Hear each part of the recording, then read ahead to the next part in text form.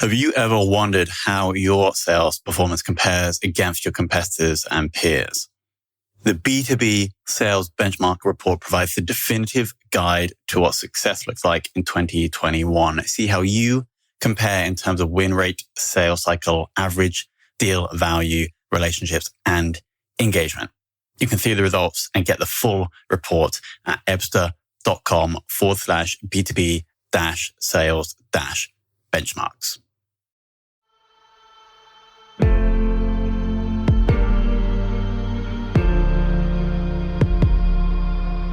This is Sales Ops Demystified, the #1 most downloaded podcast in sales operations. We invite the brightest minds in sales operations onto the show to deconstruct the why, what, and how behind rep productivity, forecasting, metrics, and all things revenue. This podcast is brought to you by Ebster, the leading customer engagement platform for Salesforce.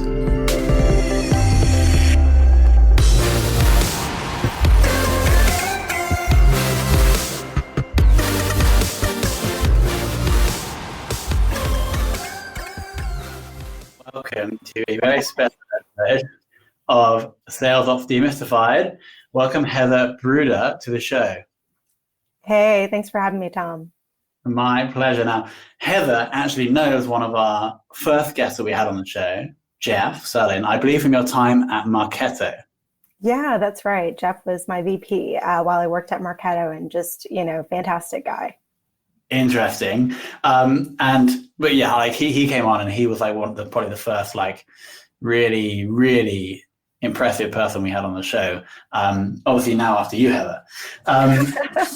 And so Heather has significant experience in the sales ops space. I understand now you're in between roles.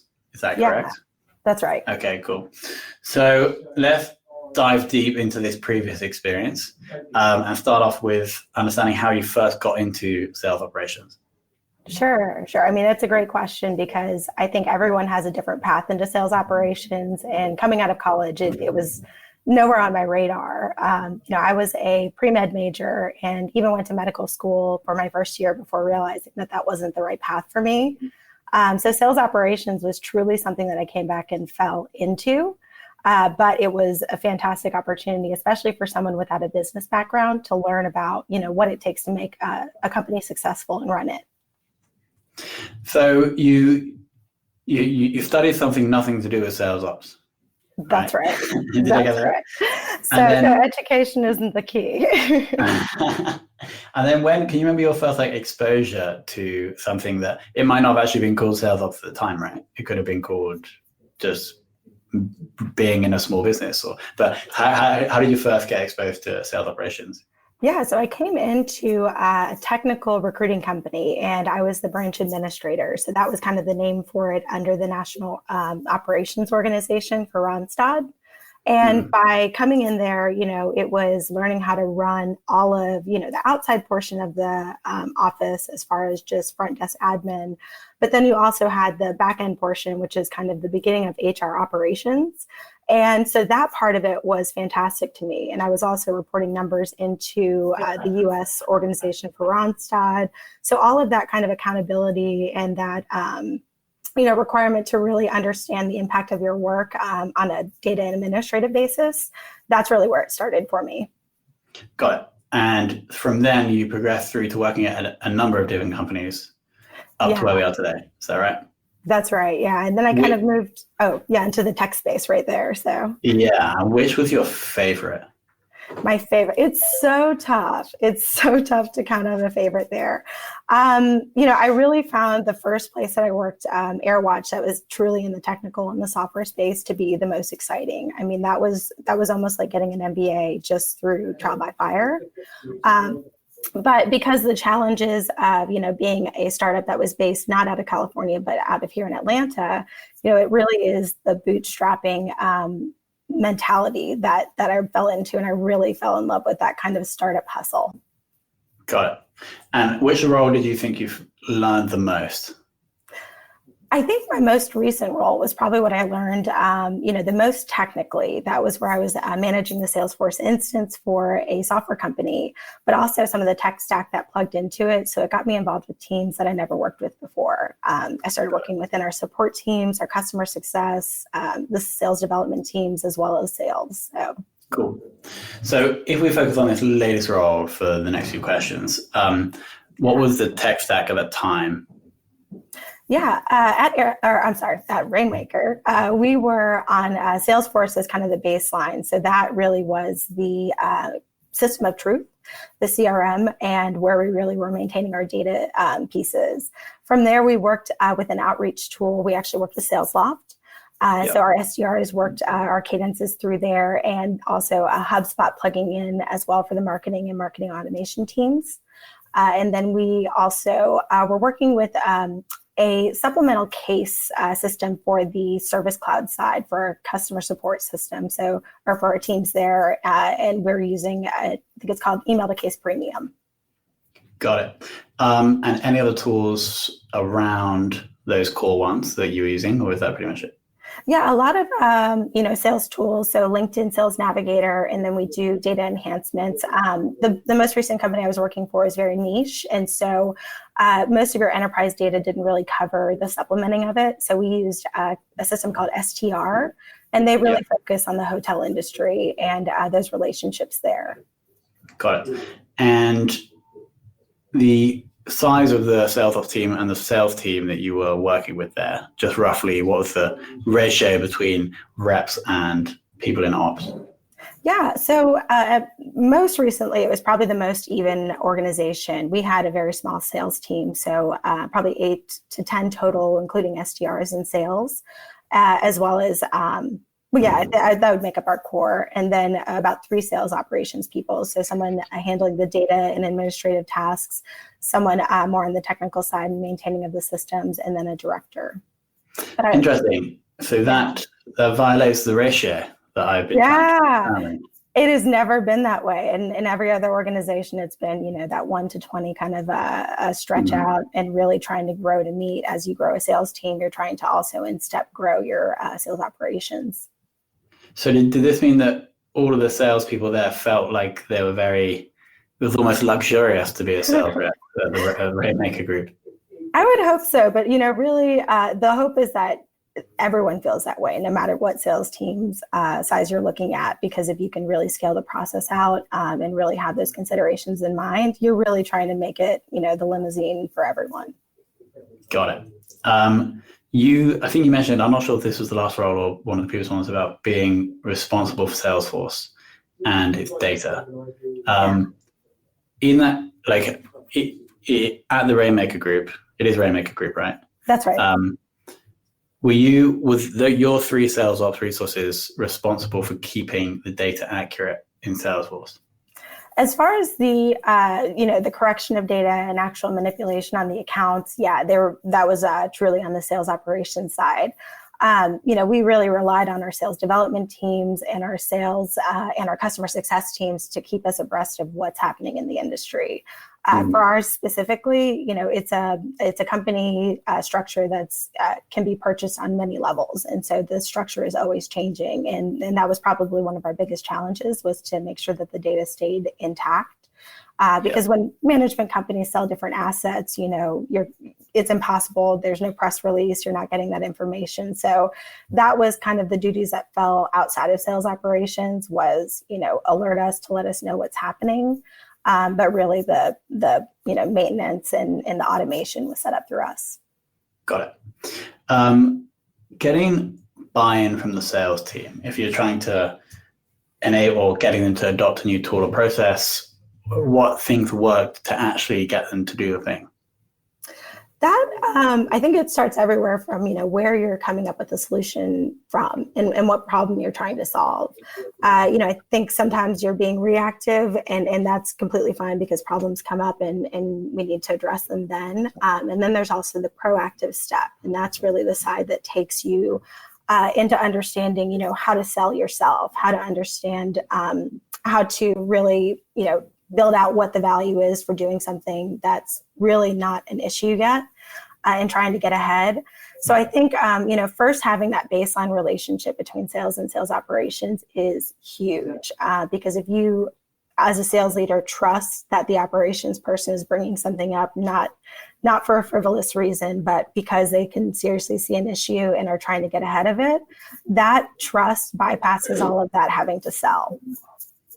Interesting. So you're saying that if the sales ops team is super proactive about potential issues, and then you go to whoever in the sales team and say, I think this could happen, and the impact on our pipeline is going to be X, he immediately, he believes you have his best interest at heart and therefore would trust you. Is that essentially what you're saying? Yeah, that's what I think. Got it. Quick question. Do you have experience in sales yourself? No, I've never sold. Has that ever been a challenge with trying to build the buy-in or relationships with sales teams or not? I mean, I think it's because I've always worked, in step with them in every position. I've always been really that, I'm the partner. I'm riding along. I'm, there because the best interest is for you to have an easier time selling, for me to have better numbers to report. There's a very in-step relationship that I think goes along with it, where you don't have to have sold to empathize for the position of a different salesperson. And I think even if you do come from sales, you're also dealing with customer success, account management, sales development, other teams that didn't have your same objectives. So I think empathy, above all, really helps you succeed in this role. Got it. This might be a super novice question, but the big revenue, or let's say you have a sales manager who's responsible for 10 SDRs and 4 AEs. The sales manager is responsible for the quota for all of those AEs and SDRs, right? Yeah. And then let's say the sales manager works with one sales operations resource who is responsible for making the whole thing work. Maybe it wouldn't be like that, because if you had 10 teams, you'd have a central sales ops team. But would then the sales the metric for the sales ops person, is that also revenue, or is the sales ops person judged by different metrics? That's a good question. So are you asking, should a sales ops person's performance be measured on those same numbers? Yeah. Or do they have different metrics?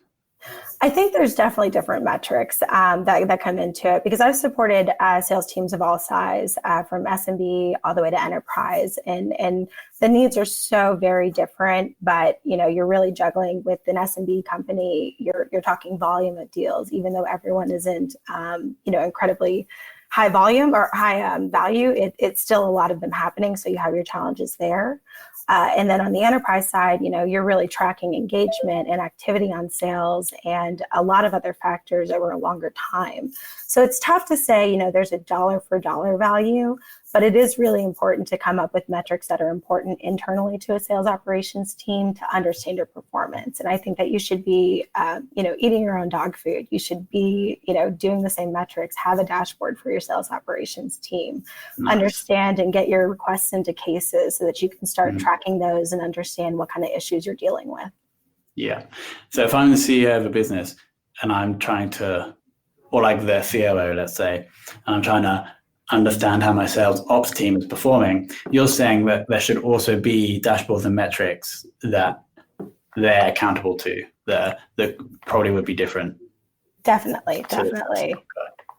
Awesome. Thanks for that education, Heather. Okay, cool.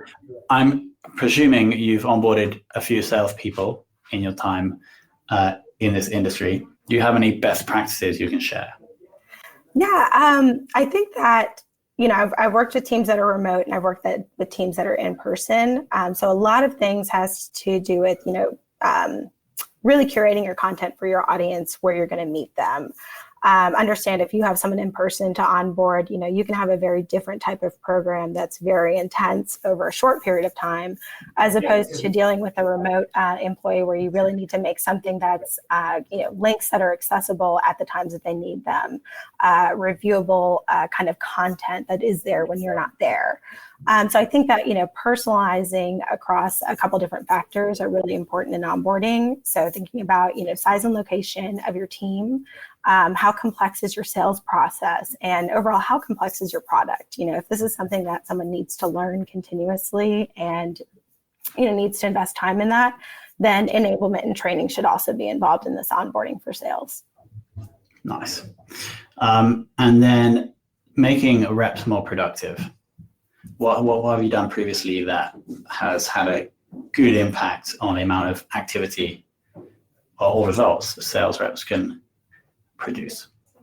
I think really meeting people where they are. A lot of times we get really distracted by a very, very tech stack. And so really picking a place that you're going to say, this is going to be our source of, truth, our source of information, our source of activity. That's a really huge piece, because no one wants to be logging into, a bunch of different places just to capture that they've done work or do more work just to show that. So, trying to come in and look at it almost from like a marketing standpoint and saying, where's my audience? Where are they already? And what can I do to not, bring more work into your day that isn't really valuable to you?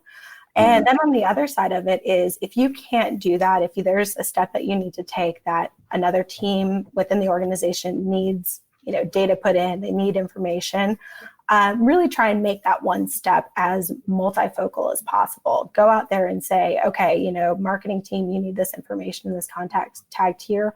What other teams could possibly use this information, and which other ones could benefit from using this? So making more value out of that one step is my kind of consolation prize. Nice. So if you have to do something to tweak the process, try and find other people that would use the thing you're doing. Yeah. Cool. Now let's talk about KPIs. So we're talking about KPIs now for the actual sales reps. If you had one KPI, if you could only measure the performance of your reps with a single KPI, what would you choose and why? There's so many. I think right now I'm getting a lot of focus on opportunity ages and interesting. I haven't had this before. It ties into a lot of things, but if you have an opportunity management process that allows opportunities to last for a long time, and you don't quite have a standardized sales process, you have a very long engagement. For me, I'm starting to see, just looking at that one factor and saying, how long has this opportunity been open? Even if you don't have those other factors yet and you just have to dig in and find it, I think that tells you a lot about, how long has this pushed, how many contacts and people do we have engaged in this opportunity? What different channels are we hitting on? So right now I'm a little focused on that, but it can change. Interesting, because you would know the average, or the average close time. And so you're saying that's one metric that can give you quite a lot of information and prioritize things you need to do.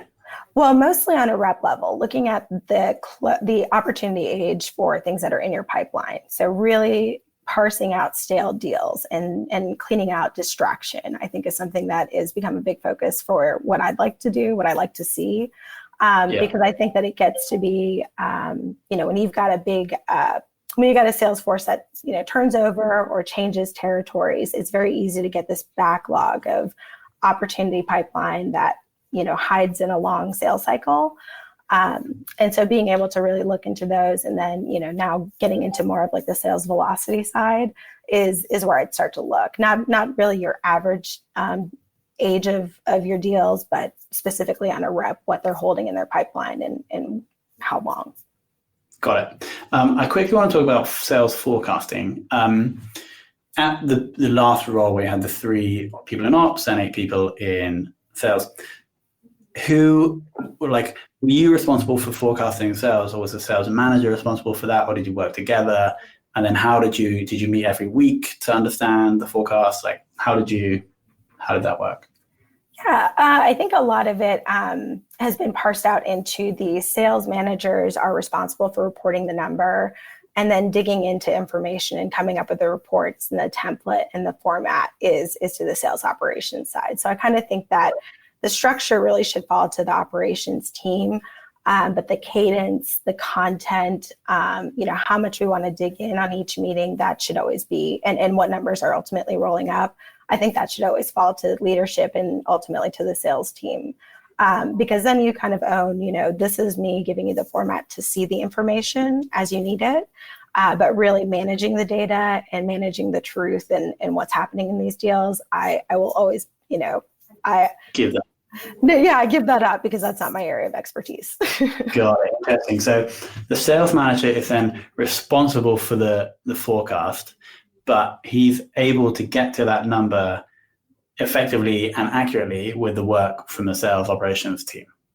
Yeah. And I think that, they're definitely a person at the table. They're there in those meetings to call truth to anything or to see, live issues that can be solved quickly. If there's just, a quantity that's off, if there's a date that's off, if something is sitting on the wrong account, those kind of things, if you can knock them out in seconds, as opposed to asking someone to do it and waiting for them to, get it corrected, that's quick, quick data manipulation right there. Got it. And final question, and we can't say Jeff for this one, I'm afraid, who's taught you the most in sales operations? Let's see. Jeff would have been so easy. So I really do credit one of the first sales leaders I worked with as really giving me an insight into why data is important and why numbers are important. So I worked with a sales leader, Kevin Kiley, and he was at the time the executive director of our enterprise sales at AirWatch. And, there was a lot of that trust there, but also a lot of that, like I said, the delineation of responsibility. For me, it was running meetings and running the forecasts and making sure that those were represented correctly. And then the real life of it was, someone else was kind of getting that stuff done. And so kind of having that trust and then also having that ownership over my realm showed me how, sales and sales operations should work together. So I think that was really one of the first areas where I started kicking into it and saying, okay, this is why this is important. Got it. Okay, there we go. It's just a few things I picked out that I really wanted to cover over again. The point you made about getting buy-in is, before even answering the question, you said that actually it matters more where you got the solution from, and if you got that from the right place, and if you're truly partnering with the sales leader or sales team, then they're going to be bought into the process anyway. The part about understanding the forecasting, how operations kind of provides the structure and the data for the sales manager to be responsible for the forecast with an insight that we hadn't had before. And then having almost like marketing to the reps, you're trying to get them, if they're here in this place in marketing, you could go and advertise there and you wouldn't try and take them off Facebook or whatever. And so same with the reps, to make them more productive in that you try and understand where they are and then bring what they need to them so they can just do their thing and have to think less about process and more about closing the deals. So immensely valuable 20 minutes. Heather, thank you so much for your time and for coming on. And hopefully we'll speak again soon. Yeah, great meeting you. And thanks for your time.